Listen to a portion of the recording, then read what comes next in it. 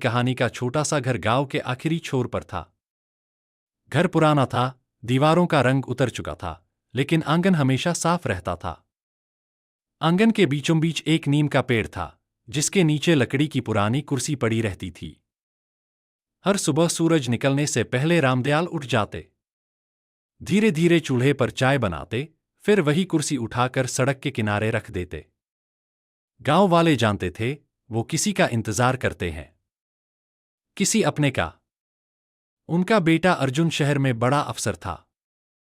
बचपन में अर्जुन अपने पिता के बिना एक पल नहीं रहता था। स्कूल जाते समय भी रामदयाल की उंगली कसकर पकड़े रहता। लेकिन वक्त बदल गया। अब अर्जुन बड़े शहर की चमक में खो चुका था।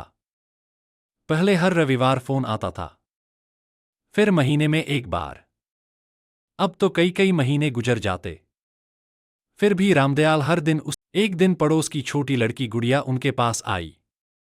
दादाजी, आप रोज यहां क्यों बैठते हो? रामदयाल मुस्कुराए। डाकिये का इंतजार करता हूं बेटी। क्यों? मेरे बेटे की चिट्ठी आएगी। गुड़िया हंस पड़ी।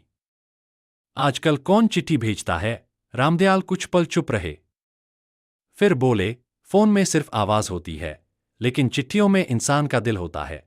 उस दिन के बाद गुड़िया रोज उनके पास आने लगी। वो उनके लिए पानी भर देती, कभी चाय बना देती, कभी उनके साथ बैठकर कहानियां सुनती।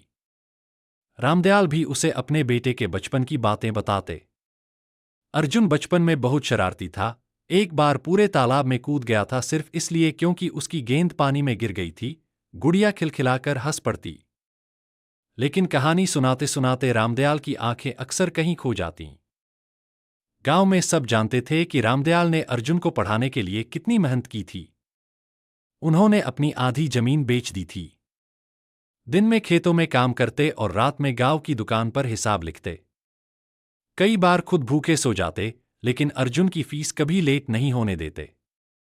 जब अर्जुन पहली बार शहर पढ़ने गया था, तो स्टेशन पर रामदयाल ने उसके हाथ में 500 रुपए रखे थे। वो उनके पूरे महीने की कमाई थी। अर्जुन ने कहा था, पिताजी, मैं एक दिन बहुत बड़ा आदमी बनूंगा। रामदयाल की आंखें गर्व से भर गई थीं। उन्होंने सिर्फ इतना कहा था, बड़ा आदमी नहीं बेटा, अच्छा इंसान बनना। शहर जाकर अर्जुन सचमुच सफल हो गया। बड़ी नौकरी, बड़ी कार, बड़ा घर। लेकिन उस बड़े शहर ने उसके अंदर कुछ छोटा कर दिया था। अब उसे गांव छोटा लगने लगा था।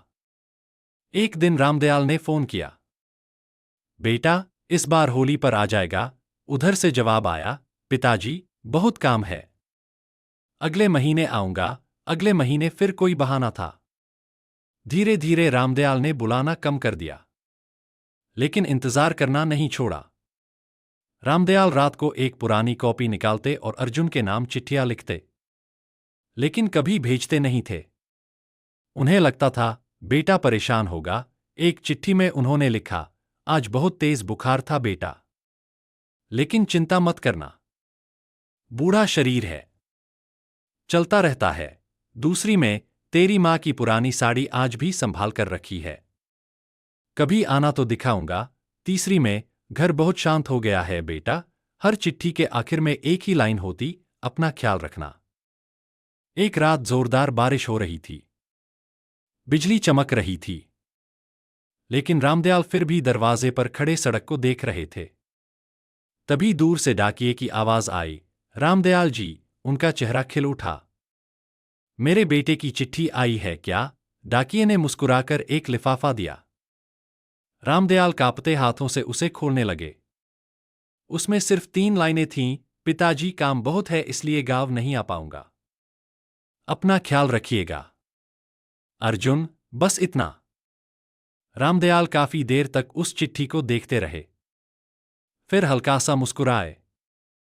चलो, उसे मेरी याद तो है, लेकिन उस रात उनकी आंखों में नींद नहीं थी। अगली सुबह गुड़िया रोज की तरह आई। दादाजी, कोई जवाब नहीं। वो पास गई। रामदयाल कुर्सी पर बैठे थे, आंखें बंद थीं, चेहरे पर हल्की मुस्कान थी। उनकी मुट्ठी में वही चिट्ठी थी। गुड़िया रोने लगी। पूरा गांव इकट्ठा हो गया। डॉक्टर ने धीरे से कहा, इनका इंतकाल हो गया। गांव में ऐसा सन्नाटा छाया जैसे किसी ने पूरे आसमान की आवाज छीन ली हो। 3 दिन बाद अर्जुन गांव पहुंचा। उसकी महंगी कार घर के बाहर रुकी। लेकिन इस बार दरवाजे पर उसका स्वागत करने वाला कोई नहीं था। घर वैसा ही था, नीम का पेड़, पुरानी कुर्सी, दीवार पर उसकी बचपन की तस्वीरें। सब कुछ वही था। सिर्फ उसके पिता नहीं थे। अर्जुन की आंखें भर आईं। तभी पड़ोसी ने एक पुराना डिब्बा लाकर उसके हाथ में रखा।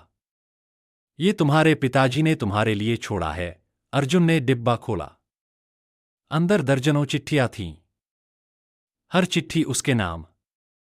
लेकिन कोई भेजी नहीं गई थी। अर्जुन एक एक चिट्ठी पढ़ने लगा। आज तेरी बहुत याद आई। तेरी पसंद की खीर बनाई थी। जब तू छोटा था ना, मेरे बिना नहीं सोता था। हर शब्द अर्जुन के दिल में तीर की तरह चुभ रहा था। फिर उसने आखिरी चिट्ठी खोली। उसमें लिखा था, बेटा अगर कभी लौटकर आओ और मैं ना मिलूं, तो खुद को दोष मत देना।